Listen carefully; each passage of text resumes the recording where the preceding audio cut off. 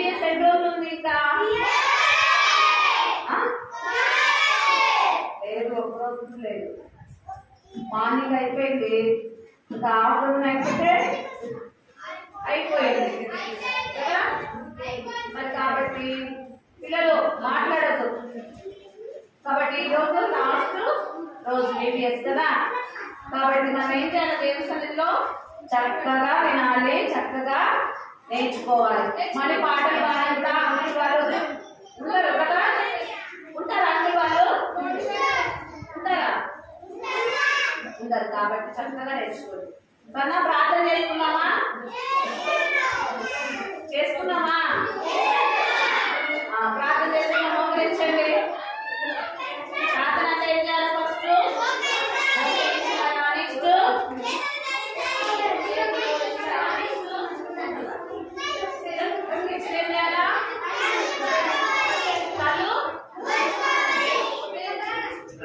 నేను చెప్పింది వింటలేదు కానీ బాగా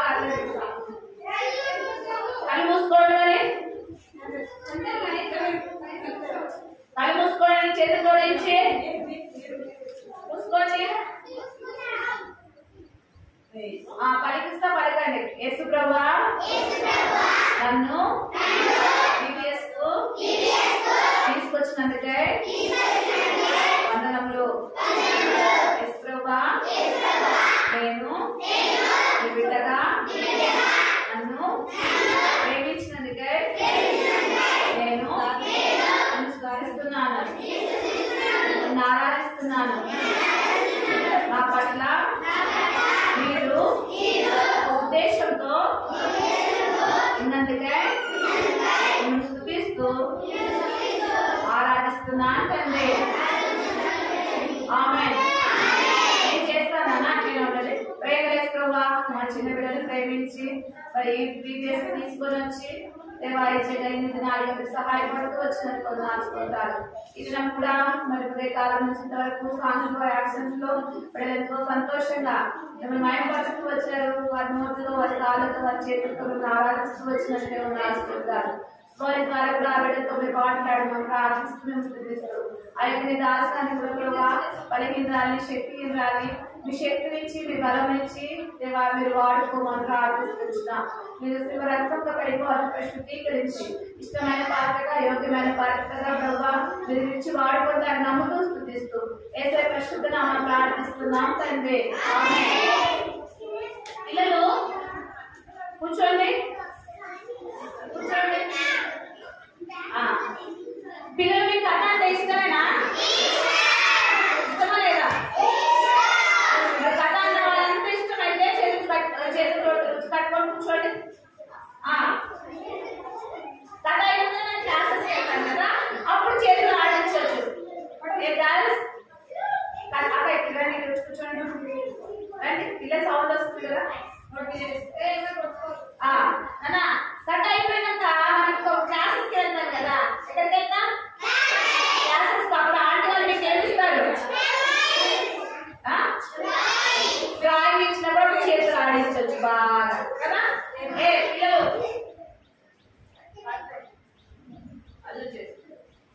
కట్ అయినప్పుడు చేతులతో అవసరం లేదు కదా, చేతులు కట్టుకుంటా కదా వినాలి. కట్ అయిపోయింది అనుకోండి, క్లాసెస్కి వెళ్తారు. అప్పుడు ఆంటీ వాళ్ళు మీకు కలరింగ్ ఇస్తారు కదా, పేపర్స్ కదా. అప్పుడు ఆ చేతులు ఏం చేయొచ్చు? చక్కగా ఆడియచ్చు. ఇప్పుడు అవసరం లేదు కదా. అవసరమా లేదా? బైబిల్స్ చూడండి, బైబిల్స్. ఈరోజు కథ పేరు నాన్న, ఈరోజు కథ పేరు. కథ స్టార్ట్ చేస్తున్నా మరి.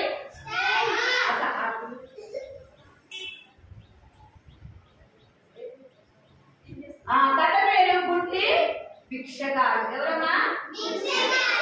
గుడ్డి వాళ్ళు కదా, గుడ్డి భిక్షగాడు. ఏం చేస్తారు గుడ్డి వాళ్ళు? కళ్ళు మూసుకొని అందరూ ఒకసారి కళ్ళు మూసుకోండి. ఎట్లా ఉంది ఇప్పుడు మీరు? చీకటి కదా. ఇద్దరికి కూడా ఈరోజు కథ పేరు గుడ్డి భిక్షగాడు. ఎవరమ్మా? అంటే ఏం చేస్తాడు? భిక్షగాడు అంటే ఎవరంటే చూసారా మీరు ఎక్కడన్నా? ఎక్కడ? చర్చి మందిరం దగ్గర, మరి రోడ్ల మీద, మళ్ళీ ట్రైన్ దగ్గర బస్ స్టేషన్స్ లో ఏం చేస్తారు? గుడ్డి వాళ్ళు ఏం చేస్తారు? భిక్షం అడుగుతుంటారు. భిక్షం అంటే డబ్బులు కదా, డబ్బులు అడుగుతుంటారు. ఎవరు? గుడ్డి భిక్షగాడు. ఇట్లనే బైబిల్లో కూడా మళ్ళా ఒక వ్యక్తి గుడ్డి భిక్షగాడు దాదా మరి భిక్షగాడు మరి తను భిక్షం అడుగుకుంటా వస్తున్నాడు. ఎక్కడ? భిక్షం అడుగుకుంటూ వస్తున్నాడు. చూడండి వాళ్ళ జీవనం ఏంటి? వాళ్ళ జీవనం ఏంటన్నా? భిక్షం అడుక్కోవడమే. ఏంటి? వాళ్ళు పని చేసుకోలేదు కదా, పని చేసుకుంటారా? ఏసి పడతాయి మీకు. భిక్షం అడుక్కోవడమే వాళ్ళకి. ఎందుకు? జీవనం ఏంటి? పని చేసుకుంటారా? స్కూల్కి వెళ్ళగలరా? మీలాగా ఇంటికి రాగలరా? లేదు. ఎందుకు? కళ్ళు లేవు, చీకటి ఉంది. కళ్ళు మూసుకొని ఒకసారి. చీకటి. అట్లనే ఇద్దరు కూడా మరి కళ్ళు లేవు కదా, గుడ్డివాడు కాబట్టి మరి దేవాలయం దగ్గర కూర్చొని భిక్షం అడుగుకుంటూ ఉన్నాడు. ఉన్నప్పుడు అంటే అక్కడ కూర్చోబెడితే అక్కడే కూర్చున్నాడు. చూడండి ఆ దారిలో పోయే వాళ్ళందరినీ, ఆ మార్గంలో వెళ్తుంటారు కదా, ఆ రోడ్డు మీద వెళ్ళే వాళ్ళందరినీ ఏం చేస్తున్నాడు ఆయన? భిక్షగాడు ఏం చేస్తున్నాడు? ఎట్లా? చేతులు చాపి అడుక్కుంటున్నాడు. ఏమని అడుక్కుంటున్నాడు? డబ్బులు ఇవ్వండి అని చేతులు చాపి అడుక్కుంటున్నాడు. ఎందుకున్నారా? గుడ్డివాడు కాబట్టి ఆయన ఎక్కడ కూర్చోబెడితే అక్కడే కూర్చుంటాడు కదా. ఏమి ఉందో ఆయనకి మాత్రం కూడా తెలియదు కదా. అక్కడ గుంత ఉందో, చెత్త ఉందో, రాళ్ళు ఉన్నాయో, ముళ్ళులు ఉన్నాయో, లేకుంటే పాములు ఉన్నాయో ఏవి కూడా తెలియదు. శూన్యం. ఏంటి? శూన్యమా లేదా? కనిపిస్తుంది ఒకసారి. ఏమైనా కనిపిస్తుంది? ఏది కూడా కనిపిస్తలేదు కదా. అట్లా ఇతను కూడా చీకటితో కళ్ళు లేక ఉన్నాడు కదా. అందుకే భిక్షం అడుక్కుంటా వస్తున్నాడు. అయ్యా నాకేమన్నా ఉంటే మీరు ఇవ్వరా అని చేతులు చాపి అడుగుకుంటా వస్తా ఉన్నాడు. కానీ ఆ మార్గంలో ఏంటంటే ఆ మార్గంలో ఆయనకి ఏం కనిపించమని చెప్పాము? పాములు కనిపించవు కదా. ఇక్కడ పాములు ఉన్నాయి కదా. మరి ఇంకా అంతే మాత్రం కాకుండా చెత్త కనిపించదు, రాళ్ళు కనిపించవు, ముళ్ళులు కనిపించవు. కానీ ఏమైతే వినిపిస్తాయి నీకు? చెవులు ఒక్కటే వినిపిస్తాయి. ఆ మార్గంలో యేసయ్య వెళ్తా ఉంటే చాలా మంది యేసయ్య దగ్గరికి ఏం చేస్తున్నారంటే గుడ్డివారు, కుష్ఠరోగులు, అంగహీనులు అనేక మంది జనాలు యేసయ్య వెళ్తా ఉన్నారనేసి అందరు మాట్లాడుకుంటున్నారు. ఆ మార్గంలో, ఆ దారిలో యేసయ్య ఏం చేస్తాడు? విబిఎస్ అంటే అందరు చెప్పుకుంటున్నారు కదా. అమ్మో రేపంట విబిఎస్ పోదాం అంటారు కదా. ఏమంటారు? రేపంట విబిఎస్ ఎప్పుడో ప్రార్థన మందిరంలో అంట పోదాం వస్తావా అంటారు కదా అని మాట్లాడుతారు పిల్లలు. మస్తు మాట్లాడుకుంటారు, ముచ్చట వింటున్నాం నేను వాటి మాట్లాడిపోతే. అట్లనే యేసయ్య దారిలో వస్తున్నాడనేసి జన సమూహం అంతా మాట్లాడుకుంటా వస్తున్నారు. మాట్లాడుకుంటా చూడండి పిల్లలు, జన సమూహం అంతా యేసయ్య ఆ మార్గంలో వస్తున్నాడని మన అందరూ మాట్లాడుకుంటా ఉంటే ఆ భిక్షగాడు గుడ్డి భిక్షగాడు ఏం చేసినాడంటే విన్నాడు. ఏమని? ఆయనకైతే కళ్ళు కనిపించవు, ఎక్కడ కూర్చోబెట్టా అక్కడే ఆడుకుంటాడు. కానైతే యేసయ్య ఆ దారిలో వస్తున్నాడని విన్నాడు. వీడిని ఇక చూడండి, ఇక్కడ యేసయ్య ఎవరు? యేసయ్య ఆ దారిలో వస్తున్నాడని విని ఈ భిక్షగాడు ఏం చేస్తున్నాడంటే మరి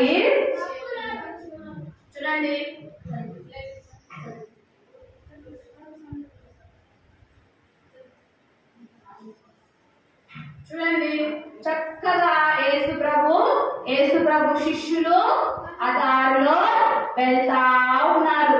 ఏం చేస్తున్నారు? ఆ దారిలో వెళ్తా ఉన్నారు. ఎవరు? యేసు ప్రభు శిష్యులు మరి ప్రజలందరూ ఆ దారిలో వెళ్తా ఉంటే ఈ గుడ్డి భిక్షగాడు ఏం చేశాడంటే దావీదు కుమారుడా నన్ను కరుణించు అని విన్నాడు కదా. చూడలేదు కానీ అయితే ఏం చేస్తున్నాడు? విన్నాడు. ఎవరు వస్తానని? యేసయ్య వస్తానని.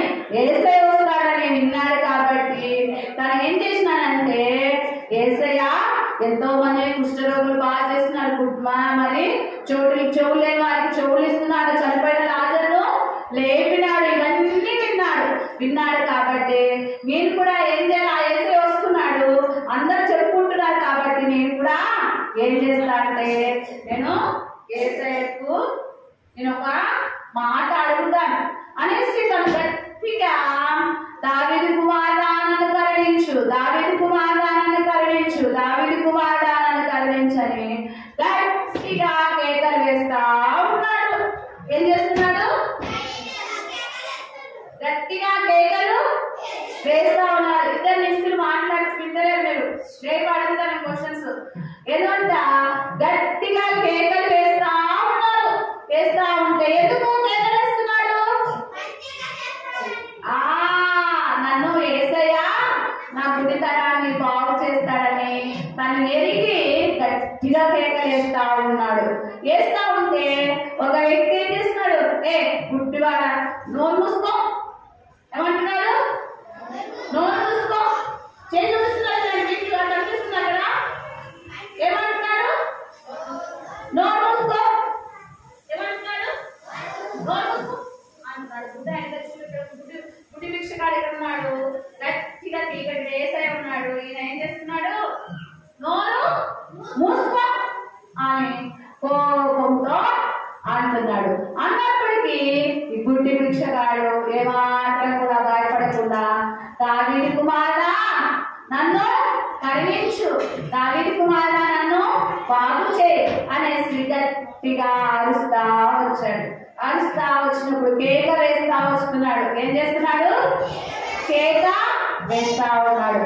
అప్పుడు యేసయ్యకు తన మీద ఏమని దావీదు కుమారుడా నన్ను కరుణించు, యేసయ్య నన్ను బాగు చేయి, యేసయ్య నన్ను కరుణించని కేక వేస్తుంటే యేసు ప్రభు ఏం చేసినాడంటే తన మీద జాలిపడి కనికరించి, మీరేమంటారు ఆంటీ వాళ్ళను? ఆంటీ ఆంటీ నాకు ఇవ్వాలి గట్టిగా వేస్తే అప్పుడు ఆంటీ వాళ్ళు ఏం చేస్తారు? మీకు దానికి ఆంటీ నాకు పేపర్ ఆంటీ అంటుంటారు కదా, ఇస్తారు. అట్లనే యేసయ్య కూడా అక్కడ ఆ గుడ్డి భిక్షగాన్ని నోరు అన్నప్పటికీ యేసు ప్రభు కనికరపడి తన మీద చూడండి దగ్గరికి వచ్చి, యేసు ప్రభు ఎక్కడికి వచ్చాడు? దగ్గరికి వచ్చాడు. ఎవరి దగ్గరికి? గుడ్డి భిక్షగాని దగ్గరికి యేసయ్య దగ్గరికి వచ్చి తనపై జాలి చూపి కనికరించి తన కేకలు విని, ఎవరి కేకలు విని?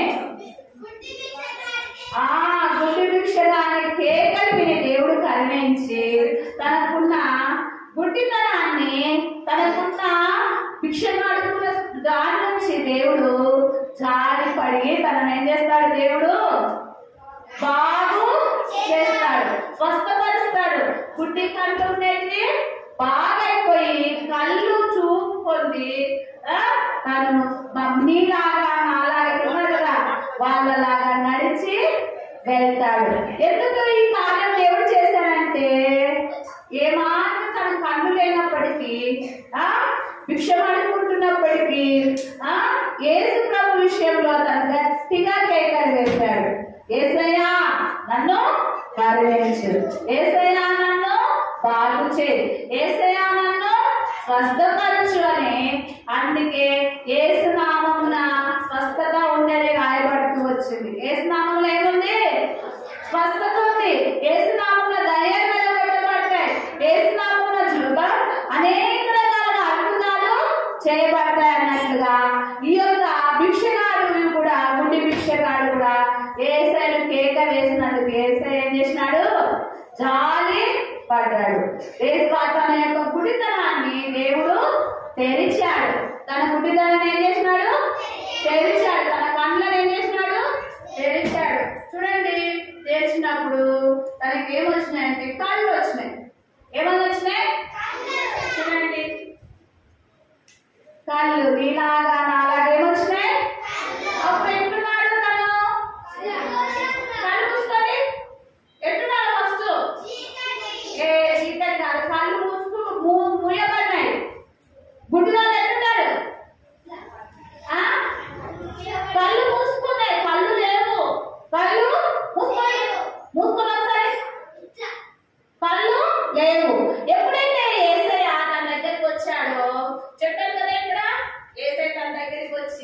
తన కళ్ళను ముట్టాడు, తన కళ్ళను స్వస్థపరిచాడు. తన కళ్ళను బాగు చేసినప్పుడు తన కళ్ళు ఏమైపోయాయి?